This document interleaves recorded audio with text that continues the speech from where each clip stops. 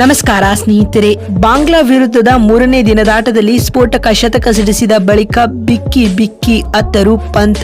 ನಂತರ ರೋಹಿತ್ ರವರ ಬಗ್ಗೆ ಹೇಳಿದ್ದನ್ನ ಕೇಳಿದರೆ ನೀವು ಕೂಡ ಸೆಲ್ಯೂಟ್ ಮಾಡ್ತೀರಾ. ಹಾಗಾದ್ರೆ ಸುದ್ದಿಯ ಸಂಪೂರ್ಣ ಮಾಹಿತಿ ಏನು? ಅಷ್ಟಕ್ಕೂ ಬಾಂಗ್ಲಾ ವಿರುದ್ಧ ಶತಕ ಸಿಡಿಸಿದ ಬಳಿಕ ರಿಷಬ್ ಪಂತ್ ಹೇಳಿದ್ದೇನು ಗೊತ್ತಾ?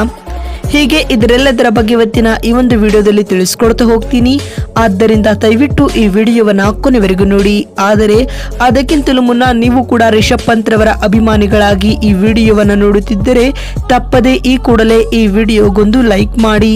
ಹೌದು ಸ್ನೇಹಿತರೆ, ಚೆನ್ನೈನ ಎಂಎ ಚಿದಂಬರಂ ಸ್ಟೇಡಿಯಂನಲ್ಲಿ ನಡೆಯುತ್ತಿರುವ ಬಾಂಗ್ಲಾದೇಶ್ ವಿರುದ್ಧದ ಮೊದಲ ಟೆಸ್ಟ್ ಪಂದ್ಯದಲ್ಲಿ ಟೀಂ ಇಂಡಿಯಾದ ವಿಕೆಟ್ ಕೀಪರ್ ಕಮ್ ಬ್ಯಾಟ್ಸ್ಮನ್ ಆಗಿರುವ ರಿಷಬ್ ಪಂತ್ ಸ್ಫೋಟಕ ಶತಕ ಸಿಡಿಸಿ ಮಿಂಚಿದ್ದಾರೆ. ಈ ಪಂದ್ಯದ ದ್ವಿತೀಯ ಇನ್ನಿಂಗ್ಸ್ ನಲ್ಲಿ 5ನೇ ಕ್ರಮಾಂಕದಲ್ಲಿ ಕಣಕ್ಕಿಳಿದಿದ್ದ ಪಂತ್ 123 ಎಸೆತಗಳನ್ನು ಎದುರಿಸಿ ಶತಕ ಪೂರೈಸಿದರು. ಈ ಶತಕದೊಂದಿಗೆ ಟೀಂ ಇಂಡಿಯಾ ತಂಡದ ಪರ ಟೆಸ್ಟ್ ನಲ್ಲಿ ಅತ್ಯಧಿಕ ಸೆಂಚುರಿ ಸಿಡಿಸಿದ ವಿಕೆಟ್ ಕೀಪರ್ಗಳ ಪಟ್ಟಿಯಲ್ಲಿ ಇದೀಗ ಪಂತ್ ಅಗ್ರ ಸ್ಥಾನಕ್ಕೇರಿದ್ದಾರೆ. ಇದಕ್ಕೂ ಮುನ್ನ ಮಹೇಂದ್ರ ಸಿಂಗ್ ಧೋನಿ ನಂಬರ್ 1 ಪಟ್ಟದಲ್ಲಿದ್ದರು. ಸ್ನೇಹಿತರೆ, 26 ವರ್ಷದ ರಿಷಬ್ ಪಂತ್ ಕೇವಲ 58 ಇನ್ನಿಂಗ್ಸ್ಗಳಲ್ಲಿ ಒಟ್ಟು 6 ಟೆಸ್ಟ್ ಶತಕಗಳನ್ನು ಬಾರಿಸಿದ್ದಾರೆ. ಈ ಮೂಲಕ ಅತಿ ಕಡಿಮೆ ಇನ್ನಿಂಗ್ಸ್ಗಳಲ್ಲಿ ಟೀಂ ಇಂಡಿಯಾ ತಂಡದ ಪರ ಅತ್ಯಧಿಕ ಟೆಸ್ಟ್ ಶತಕ ಸಿಡಿಸಿದ ಮೊದಲ ವಿಕೆಟ್ ಕೀಪರ್ ಕಮ್ ಬ್ಯಾಟ್ಸ್ಮನ್ ಎನಿಸಿಕೊಂಡಿದ್ದಾರೆ. ಸ್ನೇಹಿತರೆ, ಇನ್ನು ಈ ಪಂದ್ಯದಲ್ಲಿ 128 ಎಸೆತಗಳನ್ನು ಎದುರಿಸಿದ ರಿಷಬ್ ಪಂತ್ 4 ಭರ್ಜರಿ ಸಿಕ್ಸರ್ ಹಾಗೂ 13 ಫೋರ್ಗಳೊಂದಿಗೆ 109 ರನ್ ಬಾರಿಸಿ ಮೆಹದಿ ಹಸನ್ ಮಿರಾಜ್ ರವರ ಎಸೆತದಲ್ಲಿ ಕ್ಯಾಚ್ ನೀಡಿ ಔಟ್ ಆದರು. ಮತ್ತು ಇದೀಗ ಟೀಂ ಇಂಡಿಯಾವು ತನ್ನ 2ನೇ ಇನ್ನಿಂಗ್ಸ್ ನಲ್ಲಿ 287 ರನ್ ಗಳಿಸಿ ಡಿಕ್ಲೇರ್ ಘೋಷಿಸಿಕೊಂಡಿದ್ದು ಬಾಂಗ್ಲಾ ತಂಡಕ್ಕೆ 515 ರನ್ಗಳ ಗುರಿ ನೀಡಿದೆ.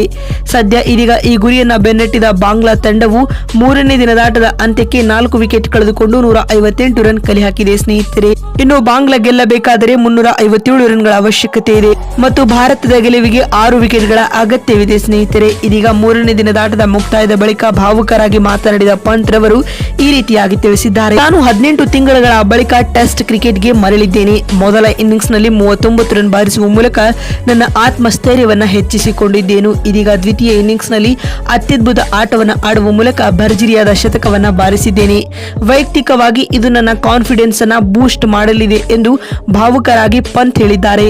ಮತ್ತು ಮಾತು ಮುಂದುವರೆಸಿದ ಅವರು, ನನ್ನ ಮೇಲೆ ನಂಬಿಕೆ ಇಟ್ಟು ತಂಡದಲ್ಲಿ ಅವಕಾಶ ಮಾಡಿಕೊಟ್ಟಂತಹ ಟೀಮ್ ಮ್ಯಾನೇಜ್ಮೆಂಟ್ ಮತ್ತು ರೋಹಿತ್ ಶರ್ಮಾ ರವರಿಗೆ ಧನ್ಯವಾದಗಳನ್ನು ಹೇಳುತ್ತೇನೆ ಎಂದು ಹೇಳುವ ಮೂಲಕ ರೋಹಿತ್ ರವರ ಬಗ್ಗೆ ಅಭಿಮಾನ ಮೂಡುವ ಹೇಳಿಕೆಯನ್ನ ನೀಡಿದ್ದಾರೆ.